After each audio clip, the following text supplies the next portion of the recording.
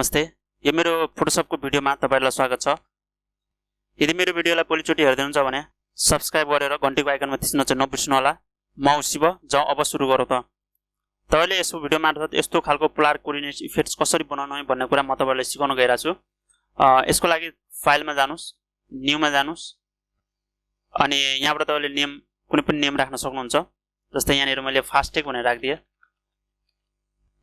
अनि यहाँ चाहिँ तपाईले मेजर पिक्सल चुज गर्नुपर्ने हुन्छ अनि यसको विड्थ चाहिँ 600 पिक्सल र हाइट पनि यसको 600 पिक्सल।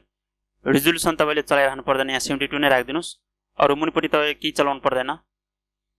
अब ओके मा गएर क्लिक गर्दिनुस्।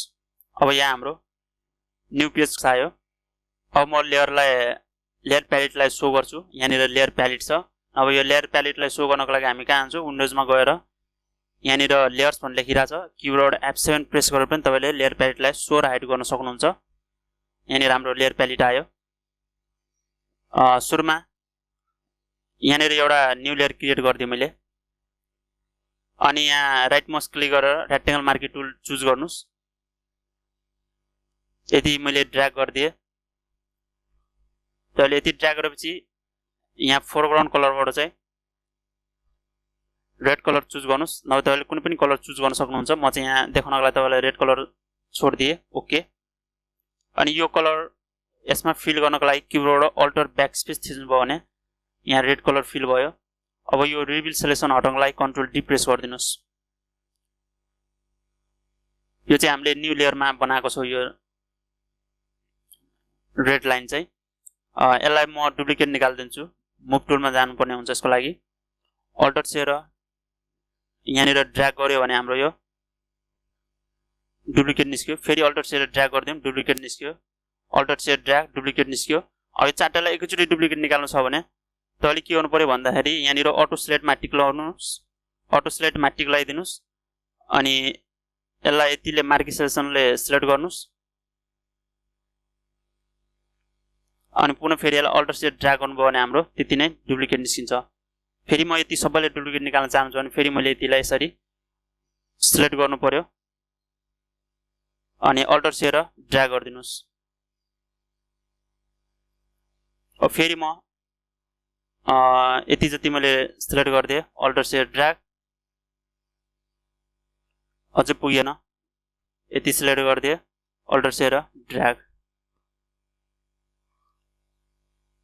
अब यहाँ मैले डुप्लिकेटहरु निकालिसकेको छु हैन। अब यति डुप्लिकेट निकालेपछि तपाई यिनीहरु सबैलाई यहाँ व्हाइटबाट सिलेक्ट गर्नुस्। यसरी सबैलाई छुइदिनुस्। यो हाम्रो लेयर जति छ सबै सिलेक्ट भइराछ। अब यसलाई चाह्यो भने हामी यो टप यसको मिलेको छैन भने यहाँ निर अलाइन टप भन्ने छ, यसमा गएर क्लिक गर्नु भने हाम्रो यो सबै टप मिल्यो। अझै यसको बीचको ग्यापहरु मिलाउनु छ भने तपाईले यसमा गएर क्लिक गर्दिनु पर्यो। अलाइन डिस्ट्रिब्युट सेन्टर भन्ने छ, यहाँ डिस्ट्रिब्युट होरिजोन्टल सेन्टर भन्ने छ, यसमा गएर क्लिक गर्दिनुस्। अब हाम्रो जति पनि यो ग्यापहरु छ सबैको इक्वल भइसकेको छ। अब यसलाई म कन्ट्रोल ई ले मर्ज गर्दिए अनि कन्ट्रोल टी ले फ्री ट्रान्सफर्म यसलाई अझै यता तन्काइदिए हैन। अनि मुनिपटि यतापटि छेउमा यहाँ ग्याप देखिरहेको छ, यसलाई यहाँनिर म ग्याप राख्दिन। यतापटि धेरै ग्याप भएको छ, यसमा जति ग्याप छ यसमा पनि त्यति नै राख्ने कोसिस गर्नुस्। अब ठीक छ जहाँसम्म लाग्छ मलाई। माथि पनि अलिकति मैले तन्काइदिए अनि यहाँ कमिट बटनमा क्लिक गर्नुभयो भने फ्री ट्रान्सफर्म हट्छ। नभए हामी यसमा डबल क्लिक गर्दाखेरि यो फ्री ट्रान्सफर्म हटाउन सकिन्छ। अब यो ब्याकग्राउन्ड लेयर र जुन यो लेयर छ माथिको यसलाई म कन्ट्रोल ई ले यो सबैलाई एउटैमा मर्ज गर्दिए अनि त्यसपछि फिल्टरमा जानुस् अनि डिस्टोर्टमा गएर यहाँ पोलर कोअर्डिनेट्स भन्ने लेखिरहेछ, यसमा जानुस्। अब यहाँ तपाईले हेर्न सक्नुहुन्छ। ओके गरेपछि तपाईले यस्तै देख्न सक्नुहुन्छ।